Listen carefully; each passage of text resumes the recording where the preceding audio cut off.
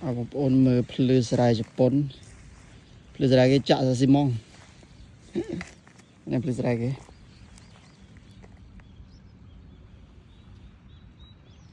ហើយមើលដំណាំរបស់គេគឺល្អមែនទេនេះគឺសណ្ដែកទៅគេស្អាត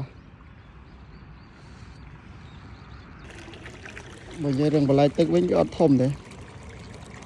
ប៉ុន្តែកន្លែងណាក៏មានបន្លែទឹកដែរ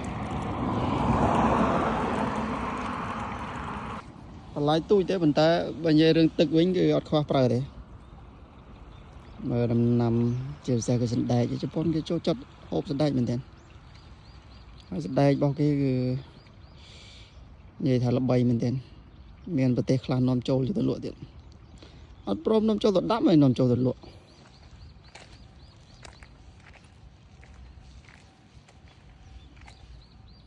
នេះតែបងប្អូនយើងហៅថាអ្នកខ្លះដូចទាំងខេតហ្នឹង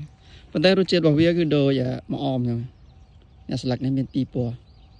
គេហូបជាមួយសាច់ឆៅឬក៏ត្រីឆៅ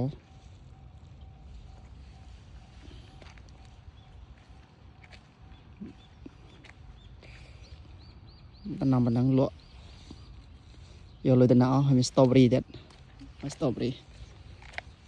ថាទៅដំណាំកសិផលមិនថាទៅស្រោឬបន្លែទេគឺរបស់ជប៉ុនគឺថ្លៃតែរបស់នាំចូលអត់សូវថ្លៃទេរបស់ក្នុងស្រុកគឺថ្លៃ strawberry